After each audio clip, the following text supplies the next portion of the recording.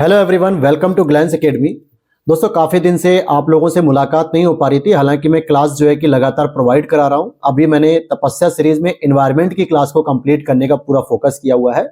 और बहुत सारे लोग मुझसे नाराज भी हो रहे थे कि सर आप प्रीलिम्स के लिए बिल्कुल कोई भी काम नहीं कर रहे हो, या फिर आरओ के परीक्षार्थी जो हैं आपसे जुड़े हुए हैं उनके लिए भी आप कोई विशेष काम नहीं कर रहे हो, ना ही कोई चीज़ें बता रहे हो। तो मैं उन लोगों से भी माफ़ी मांगना चाहूँगा। और साथ ही साथ यूपी पीसीएस के जो बच्चे जो 2025 का प्रीलिम्स देंगे और उनके लिए मेंस के जो नोट्स अवेलेबल होने चाहिए, उस पर ही लगातार मैं काम भी कर रहा हूँ। हालांकि मैंने बताया भी है कि नोट्स हमारे आते रहते हैं, सारी अपडेट मैं आपको टेलीग्राम पे देता रहता हूँ।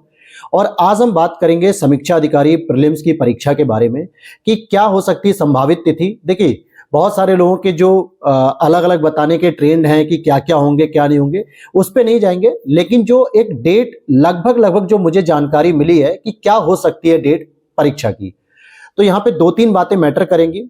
पहली चीज की यूपी पीसीएस 2025 के नोटिफिकेशन को अभी और देरी होगी, कब तक आएगा उस पर हम अलग से डिस्कस कर लेंगे, क्योंकि वो भी एक मैटर कर रहा था कि कहीं ऐसा ना हो कि यूपी पीसीएस 2025 का भी नोटिफिकेशन आ जाए और दोनों परीक्षाएं एक साथ हो जाए। तो यहाँ पे जो अभी संभावना मिल रही है, साथ ही साथ जो अलॉटमेंट के लिए, जो सेंटर अलॉटमेंट के लिए जो लगातार जो है कि जिले स्तर पे जितने भी विद्यालय हैं उनसे जो ऑफिशियली डेटा मांगा जा रहा है कि जहां पे 380 से अधिक सीटिंग अरेंजमेंट है, उनके हिसाब से एक सेंटर बनाने की पूरी तैयारी चल रही है। जो कि समीक्षा अधिकारी के लगभग 10 लाख बच्चों ने फॉर्म भरे हैं। और जब 11 फरवरी 2024 को जब परीक्षा हुई थी, लगभग 6 लाख से अधिक परीक्षार्थी उसमें उपस्थित हुए थे। तो इस बार भी संभावना होगी कि 6 लाख से संख्या बढ़ भी सकती है, घटेगी नहीं, बढ़ भी सकती है, क्योंकि बहुत सारे एस्पिरेंट ऐसे थे जो यूपी पीसीएस प्रीलिम्स की तैयारी में लगे हुए थे। मार्च में प्रीलिम्स था तो कई लोगों ने आरओ की परीक्षा छोड़ दी थी। साथ ही साथ इस बार भी जो 22 दिसंबर को परीक्षा हुई है, तो बहुत सारे बच्चों का जो है कि ऊपर नीचे जो है कि हो चुका है कट ऑफ को लेके, तो कई सारे बच्चे बाहर भी हो रहे हैं। तो ऐसे में ये संभावना है कि 7-8 लाख बच्चों की व्यवस्था हो सकती है। लेकिन आयोग को तो पूरे 10 लाख बच्चे जितने भी रजिस्टर्ड हैं उतने लोगों की व्यवस्था करनी है। तो जहां तक जानकारी मिल पा रही है कि मई के जो सेकेंड और मतलब थर्ड और फोर्थ वीक होंगे, 15 मई से लेके 30 मई के बीच में एक संभावित तिथि हो सकती है। अभी कैलेंडर तो नहीं आया है, हो सकता है कि अगले हफ्ते में जो आपका मंडे से सैटरडे होगा, इस बीच कोई ना कोई जानकारी मिल जाएगी, कैलेंडर भी आ जाएगा, वहां से सारी स्थिति क्लियर हो जाएगी। लेकिन अभी जो जानकारी है उस हिसाब से ये पता चल रहा है कि 15 मई से लेकर 30 मई तक आपका प्रीलिम्स हो जाएगा। समीक्षा अधिकारी के प्रीलिम्स की बात कर रहा हूं। तो सबसे जरूरी आपके पास ये है कि आपके पास जो फरवरी का समय बच रहा है, मार्च का बच रहा है, अप्रैल का बच रहा है, और करीब करीब 15 दिन आपको मई में भी मिल जाएंगे। तो 3.5 महीने का आपके पास समय है। और एक बहुत बड़ा जो ट्रोमा है दोस्तों, वो ये है कि लगातार सर 1-1.5 साल से हम एक ही चीज को पढ़ रहे हैं, कोई एक बुक फॉलो कर रहे हैं, उसी को पढ़ रहे हैं, उसी पैटर्न को पढ़ रहे हैं। बहुत सारी चीजें हो रही हैं जो समझ में नहीं आ रहा है कि अब कितना पढ़ें। एक होता ना कि हमने जो भी तैयारी की उसको कम से कम एग्जामिनर पेपर के माध्यम से ले लेता, चीजें कुछ थोड़ी माइंड को हल्का मिलता, फिर हम यूपी पीसीएस की तैयारी करते, प्रीलिम्स की करते, मेंस की करते, या फिर समीक्षा अधिकारी के मेंस की ही करते। लेकिन अभी ऐसा बहुत सारे बच्चों के साथ ये सिचुएशन है कि एक जाल में फंसे हुए हैं कि सर हम समझ में नहीं आ रहा है कि प्री पढ़ें कि मेंस पढ़ें, क्योंकि एग्जाम भी नजदीक आ रहा है। तो फिलहाल तो अब आपको प्रीलिम्स के मोड में आ जाना चाहिए, पूरी तरीके से प्रीलिम्स के मोड में आ जाना चाहिए। क्योंकि अगर मैं कहूं कि 15 से 30 मई के बीच में अगर कोई एग्जाम डेट आ जाती है तो कोई अतिशयोक्ति नहीं होगी। तो यहां से भी आपको 3.5 महीने का समय मिल रहा है। डेली मैं आपको कोई ना कोई एक गाइडेंस की एक वीडियो प्रोवाइड कराऊंगा। साथ ही साथ मैं आपको डेली कोई ना कोई प्रीलिम्स से ओरिएंटेड, चाहे वो टेस्ट सीरीज हो या फिर वो करंट अफेयर्स हो या फिर वो जीएस की क्लासेस हो, जैसे घटना चक्र के जो शॉर्ट नोट्स थे हमारे परिणाम क्लास के, वो ऑलरेडी मैंने कंप्लीट करा दिए थे। तपस्या नोट्स की सीरीज में लेकर चल रहा हूं, जिसमें वर्ल्ड ज्योग्राफी कंप्लीट है और एंशिएंट हिस्ट्री कंप्लीट है, एनवायरमेंट की क्लास आ रही है। तो इन सभी चीजों के साथ आपके पास 3.5 महीने का समय है, जिसमें आपकी एग्जाम डेट मैंने कुछ एक अप्रॉक्स डेट आपको क्लियर कर दी है कि 15 से 30 मई के बीच में वो डेट आएगी। दूसरी, आपने थंबनेल में देखा होगा कि मैं यहां पे आपको आज 2 सोर्स के बारे में बताना चाहूंगा कि उन 2 सोर्स के बारे में हम तैयारी कैसे करें। एक है आपका हिस्ट्री और एक है आपका ज्योग्राफी, क्योंकि ये 2 सबसे मेजर सेगमेंट हैं जहां पर आपको सबसे अधिक मार्क्स के क्वेश्चन देखने को मिलते हैं, लेकिन उतने ही ये डायनामिक भी हैं।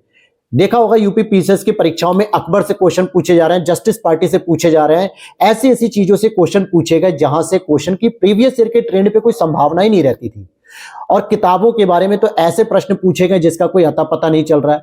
ठीक है, तो यहां पर एक चीज इंपॉर्टेंट हो जाती है कि इस बदलते पैटर्न पे हमें यूपी पीसीएस के आयोग के बदलते पैटर्न पे किस तरीके से समीक्षा अधिकारी में इतिहास की तैयारी करें, किस तरीके से हमको ज्योग्राफी की तैयारी करनी है। ये दोनों चीजों के लिए क्या सोर्स होने चाहिए वो मैं आगे आपको बताने वाला हूं।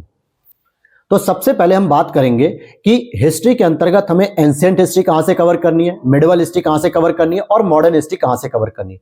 देखो मार्केट में बहुत सारे सोर्सेस हैं, चाहे वो स्पेक्ट्रम की बात करें, रमेश सिंह की बात कर लें, या फिर सतीश चंद्र की बात कर लें, रामशरण शर्मा जी की बात कर लें, एनसीईआरटी की बात करें, लूसेंट की बात करें, घटना चक्र की बात करें, या फिर महेश बड़वाल, बहुत सारे परीक्षावाड़ी, बहुत सारे एडिशन आपके पास मार्केट में अवेलेबल है।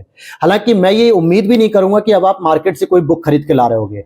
ऐसी उम्मीद करूंगा कि आप अगर पिछले साल से लगातार तैयारी कर रहे हो एक सीरियस एस्पिरेंट की तरह, तो आपके पास कुछ स्टैंडर्ड बुक्स जरूर होनी चाहिए। और ये तरीका आपको 11 फरवरी के परीक्षा में भी देखने को मिला होगा कि स्टेटमेंट वाइज और कॉन्सेप्ट पे प्रश्न पूछे जा रहे हैं। साथ ही साथ आपने 22 दिसंबर को परीक्षा जो हुई यूपी पीसीएस की, वहां पर भी देखने को मिला होगा।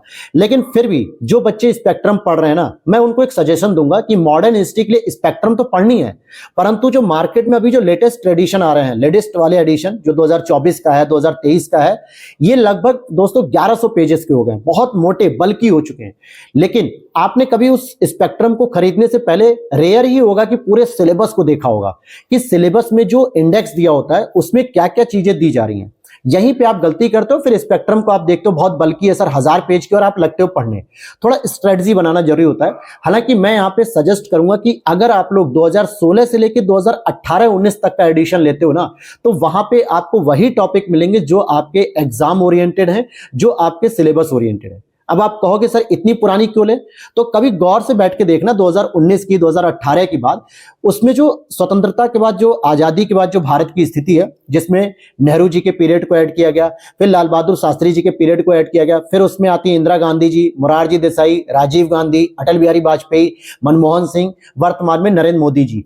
अब उस वजह से क्या होता है, स्पेक्ट्रम का एडिशन हर साल अपडेट होते होते मोटा होता जा रहा है।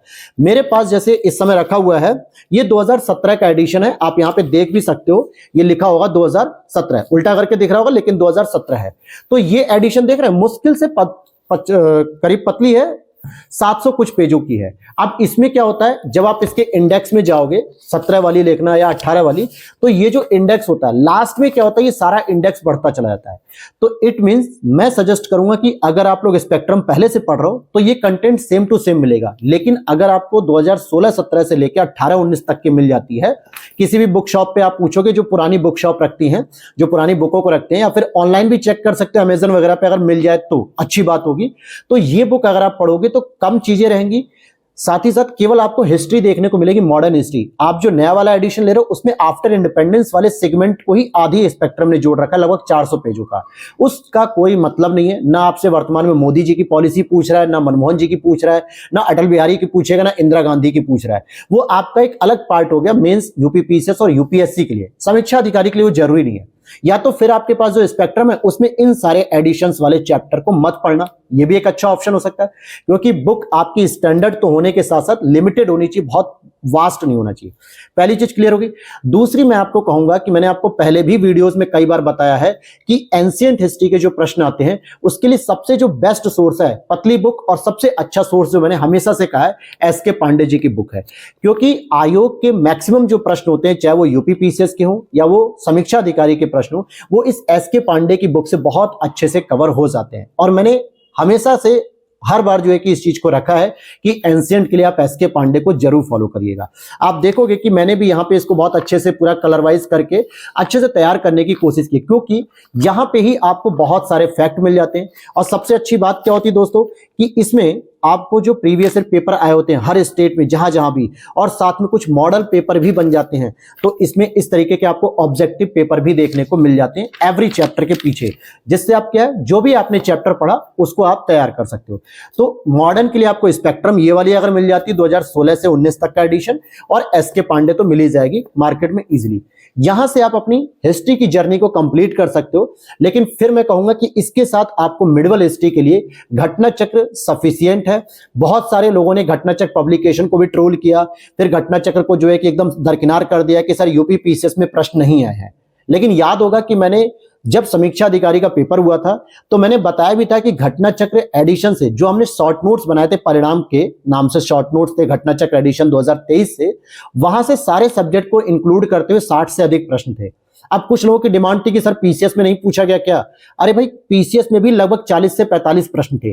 अब अगर मैं यही चीज बार बार प्रूफ करते हुए चलूंगा तो फिर इसका मतलब क्या हो गया कि मैं क्या प्रूफ करने के लिए रह गया हूं? मतलब अगर मुझे पता है कि मेरे कंटेंट में क्वालिटी है तो हर चीज को प्रूफ करने की जरूरत नहीं होती है।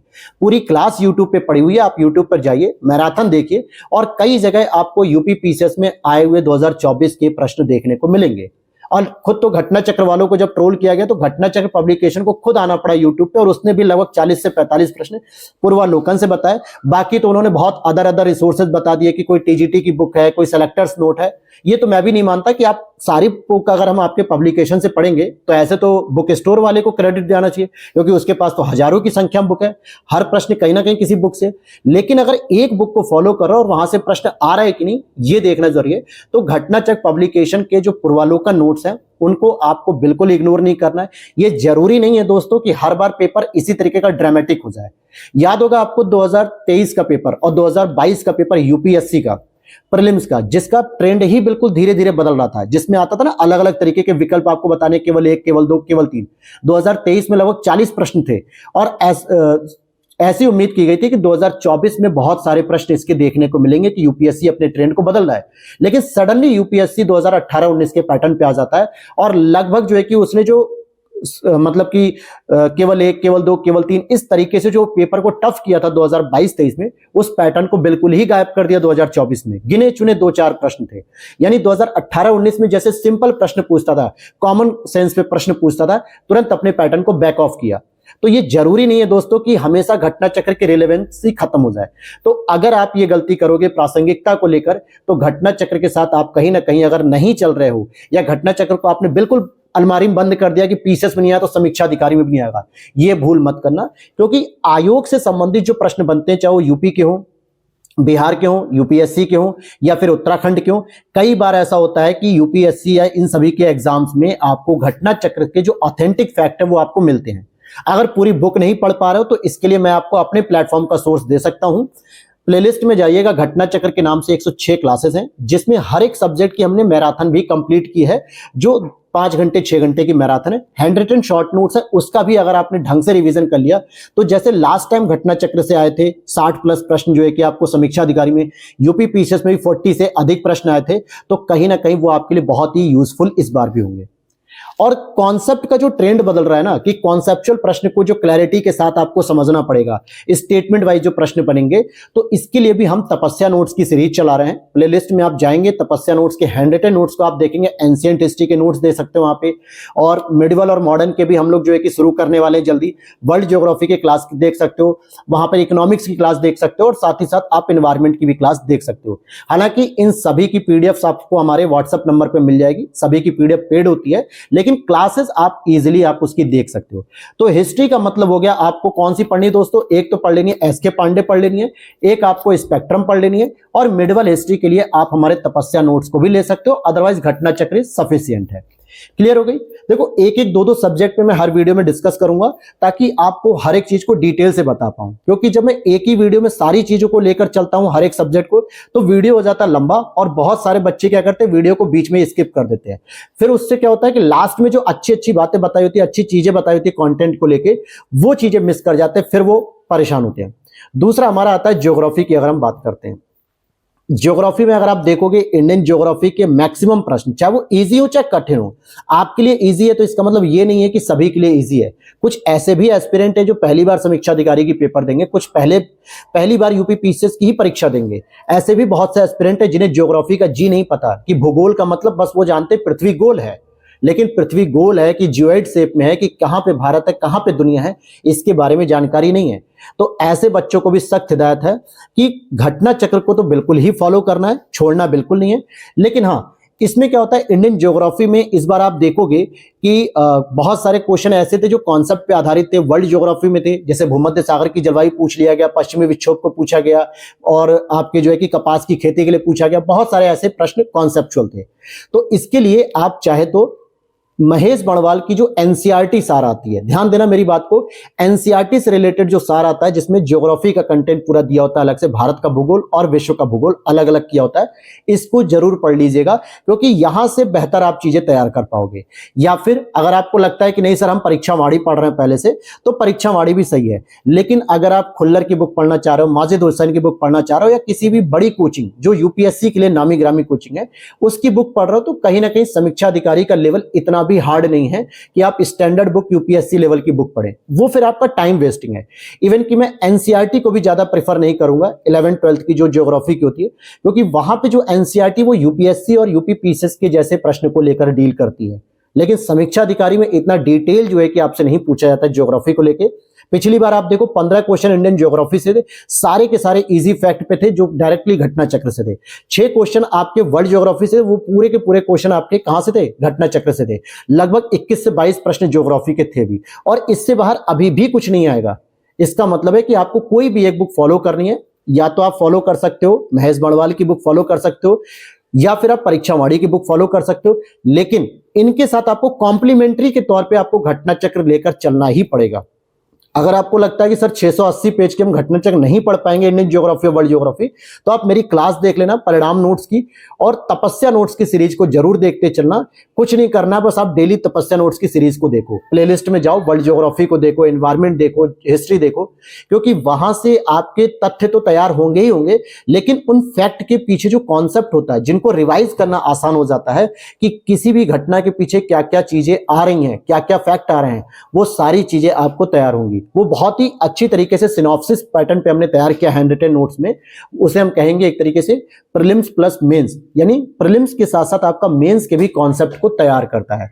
तो 2 चीजों पे आज मैंने डिस्कस किया, एक तो एग्जाम डेट को लेकर जो आपके लगभग 15 मई से 30 मई के बीच होने की संभावना है, लेकिन इस हफ्ते हो सकता है कैलेंडर आ जाएगा तो आपकी वो भी डाउट क्लियर हो जाएगा कि हाँ भाई कब एग्जाम हो रहा है, लेकिन संभावना यही है। तो 3 महीने का अगर हम प्लान लेकर चलते हैं तो आपको हिस्ट्री को फटाफट, अच्छा अगर आपकी हिस्ट्री की बुक पतली रहेगी तो आप इजीली जो है कि 10 से 12 दिन में खत्म कर सकते हो। करने का तरीका क्या होगा, कैसे आपको कंप्लीट करनी, उस पर मैं अलग से वीडियो लेके आऊंगा, परेशान मत होइएगा। अब समीक्षा अधिकारी के लिए मैं डेली कोई ना कोई गाइडेंस वीडियो लेकर आऊंगा, साथ ही साथ कंटेंट भी प्रोवाइड करने की पूरी कोशिश जल्दी से जल्दी होती रहेगी, चाहे वो टेस्ट सीरीज को लेकर हो, करंट अफेयर्स को लेकर हो, क्लासेस को लेकर हो, हर एक चीज के लिए मैं आपको प्लेटफॉर्म प्रोवाइड करा रहा हूं। तो उम्मीद करता हूं वीडियो अच्छी लगी होगी और समझ में आ गया होगा हिस्ट्री कैसे पढ़ना है, ज्योग्राफी कैसे पढ़ना है। नेक्स्ट में आप कौन से सब्जेक्ट पे स्ट्रेटजी चाहते हो, चाहे वो आपकी साइंस हो सकती है, एनवायरमेंट हो सकती है, यूपी स्पेशल हो सकता है, रीजनिंग हो सकती है, हिंदी हो सकता है, जो भी आपको 2 सब्जेक्ट पे चाहिए उसके लिए आप कमेंट सेक्शन में नाम जरूर लिख दीजिएगा उन सब्जेक्ट पे, तो समीक्षा अधिकारी से संबंधित हम उस पर भी स्ट्रेटजी लेकर आएंगे। मिलते हैं नेक्स्ट वीडियो में। जय हिंद, जय भारत।